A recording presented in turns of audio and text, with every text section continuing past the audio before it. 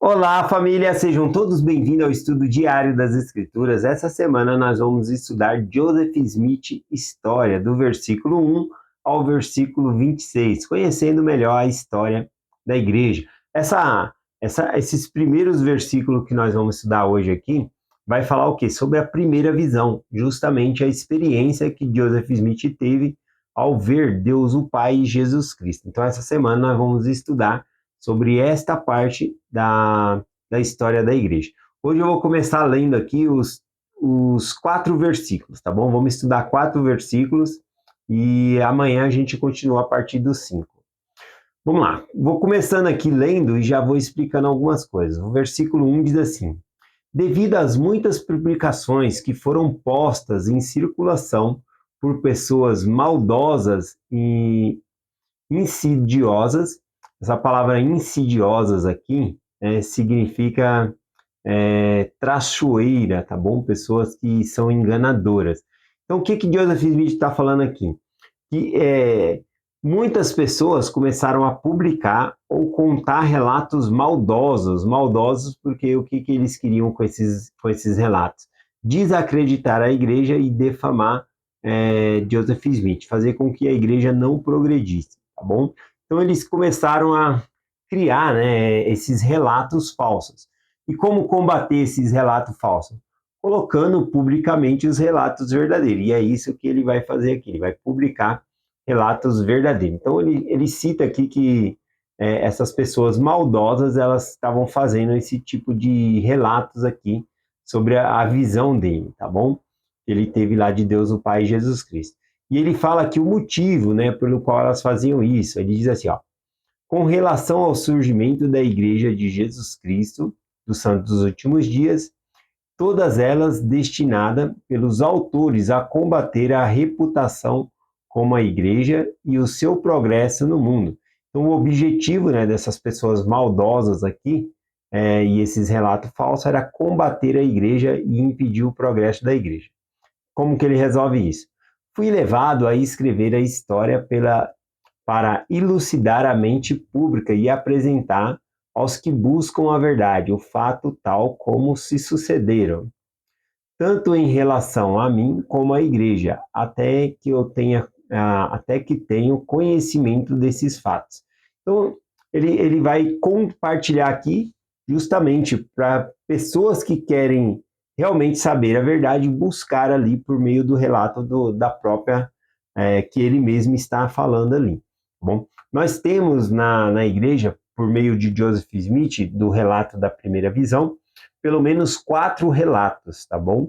E não que ele escreveu de punho, mas ele falava e a pessoa ia escrevendo, que é o caso desse aqui também, tá bom? Então, e esses 4 relatos têm detalhes diferentes em cada um deles.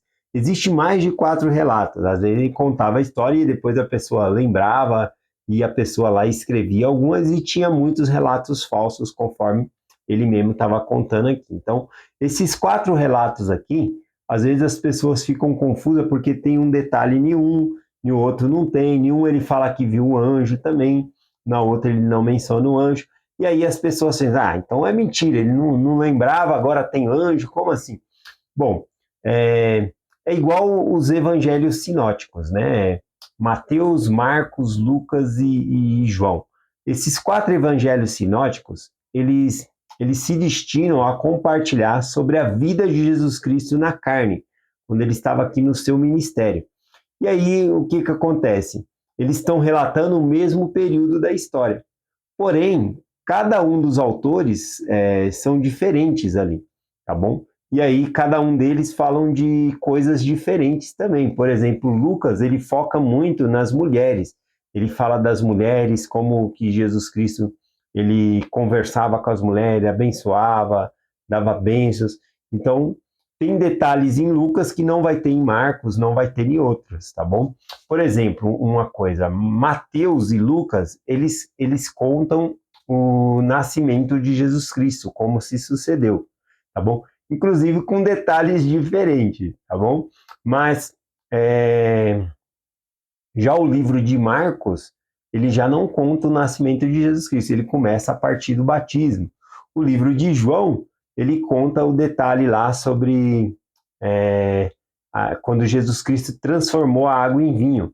E o fato de transformar a água em vinho não ter em Mateus, não tem em Lucas, e não ter, né, em Marcos, Mateus, Marcos e Lucas, isso não invalida o texto. Né? Apenas João ele compartilhou um detalhe que os outros não tinham compartilhado. Então, quando Joseph Smith estava compartilhando a história, né, da primeira visão, dependia muito para quem ele estava contando, o público, quem fez a pergunta, e por isso tem relatos diferentes, com detalhes diferentes, tá bom? Quem quiser saber mais, no site da igreja tem aí os 4 relatos, né? Dá para ler lá e tomar nota, tá bom? Dos 4 relatos lá.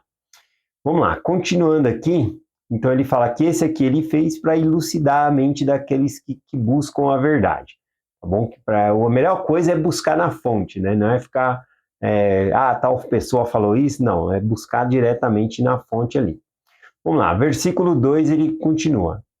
Nessa história apresentarei com a verdade e retidão os vários acontecimentos relacionados a esta igreja, como se passaram ou como existem presentemente, sendo agora 1838, 8 anos da organização da referida igreja.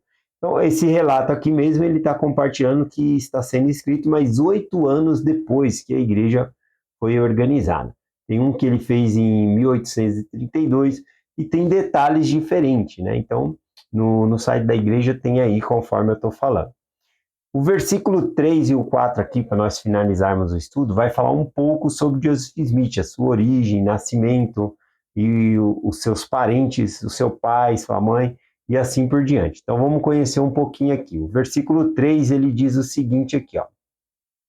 Nasci no ano de Nosso Senhor, em 1805, no dia 23 de dezembro, na cidade de Sharon, condado de Wiltshire, no estado de Vermont. Meu pai, Joseph Smith Sr., saiu do estado de Vermont e mudou-se para Palmyra, no condado de Ontário, hoje atualmente chamado condado de Wayne, no estado de Nova York, quando eu tinha mais ou menos 10 anos. Cerca de 4 anos depois da chegada de meu pai em Palmyra, ele mudou-se com a família para Manchester, no mesmo condado de Ontário. Bom, então aqui falando um pouquinho, né, da chegada dele, porque ele se mudou. No livro Santos compartilha as dificuldades que a família Smith passou e por isso que eles tiveram que se mudar, né? Começa falando lá que em 1815 teve um vulcão, né, que explodiu lá na Indonésia, mas o seu efeito foi global, tá bom? As cinzas espalhadas pelo globo mudou o clima, né, em todos os continentes, né? Na Índia, o inverno foi prolongado, lugares a plantação não dava, e isso quebrou a família Smith, né? Joseph Smith Sr., ele era empreendedor, plantava tudo, e aí ele acabou tomando muito prejuízo. Para subsistir a família, ele tinha que pegar uma terra melhor, então ele se muda, né? Tudo isso nos planos de Deus, né? Colocando Joseph Smith exatamente onde ele deveria estar na história, tá bom? Então, aqui tem esses detalhes aqui, eu vou deixar algumas coisas anotadas aqui na descrição. Versículo 4 aqui, para finalizar, diz assim: sua família consistia em 11 almas, a saber, o meu pai, Joseph Smith, minha mãe, Lucy Smith, meu irmão Alvin. Esse irmão Alvin aqui, ele coloca, né, que ele morreu no dia 19 de novembro de 1823, aos 25 anos de idade. Ele era bem apegado, né, com Alvin aqui. Depois ele cita aqui Hiram, que era Hiram Smith, que é o irmão dele, e ele então seria o terceiro filho homem na família aqui, Joseph Smith Jr. Depois veio Samuel, Harrison, William e Dom Carlos. Depois fala das 3 irmãs dele aqui, Sofonias, Catarine e Lucy, tá bom? O que me chama a atenção aqui é que, embora Joseph Smith ele seja o terceiro filho homem da família aqui, foi colocado o mesmo nome que o pai dele, né? Normalmente era o primeiro filho homem que nasce, colocava-se ali como tradição o nome do pai, né? Mas não, nasceu Alvin, nasceu Hiram Smith, e aí o terceiro que foi colocar o nome de Joseph Smith. E isso cumpre-se uma profecia, tá bom? Vamos ler essa profecia que está aqui em 2 Nef, capítulo 3, versículo 14 e 15, tá bom? Aqui em 2 Nef, quem está falando é Lei, e ele está abençoando o seu filho que chama-se José também, tá bom? Então aqui no livro de Mórmon é encontrado 4 José. Primeiro, Lei, ele está falando sobre José, o filho dele. Depois ele vai falar de José do Egito, né, e da profecia que José do Egito fez, falando que Deus levantaria um profeta vidente do lombo dele, tá bom? Que se chamaria igual a ele, e esse seria Joseph Smith. E aí ele fala que ele se chamaria pelo nome do pai dele, ou seja, Joseph Smith se chama, é o mesmo nome do pai dele. Então fala de 4, né? 4 José aqui, tá bom? Vamos ler aqui o versículo. E assim profetizou José, dizendo, esse José aqui é José do Egito. Eis que o Senhor abençoará este vidente, e aqueles que procurarem destruí-lo serão confundidos, porque esta promessa que obteve do Senhor para o fruto de seus lombos será cumprida. E eis que estou certo do cumprimento dessas promessas. E seu nome será igual ao meu, e será chamado pelo nome de seu pai.